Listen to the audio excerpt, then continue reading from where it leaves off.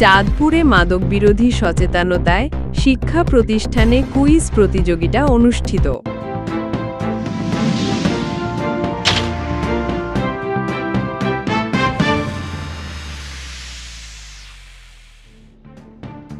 চাঁদপুরে শিক্ষার্থীদের মাঝে মাদকের ক্ষতিকর প্রভাব ও কুফল সম্পর্কে সচেতনতা সৃষ্টির লক্ষ্যে কুইজ প্রতিযোগিতা অনুষ্ঠিত হয়েছে। বুধবার চাঁদপুর জেলা মাদকদ্রব্য নিয়ন্ত্রণ অধিদপ্তরের আয়োজনে এবং চাঁদপুর জেলা শিক্ষা অফিসের সহযোগিতায় এ প্রতিযোগিতা অনুষ্ঠিত হয়।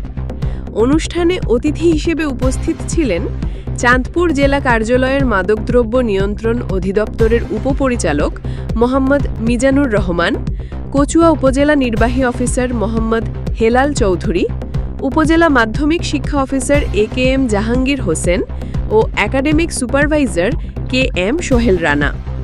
বক্তারা বলেন, তরুণ প্রজন্মকে মাদক মুক্ত রাখতে শিক্ষা প্রতিষ্ঠানে সচেতনতা কার্যক্রম বাড়াতে হবে। মাদক কেবল একজন মানুষকে নয়, পরিবার ও সমাজকেও ধ্বংসের দিকে ঠেলে দেয়। তাই মাদক মুক্ত প্রজন্ম গড়তে শিক্ষার্থীদের ছোটবেলা থেকেই সঠিক জ্ঞান দেওয়া জরুরি। অনুষ্ঠানে বিদ্যালয়ের প্রধান শিক্ষক, শিক্ষার্থী এবং এলাকার গণ্যমান্য ব্যক্তিরা উপস্থিত ছিলেন। শেষে কুইজ প্রতিযোগিতায় বিজয়ীদের মাঝে পুরস্কার বিতরণ করেন অতিথিরা।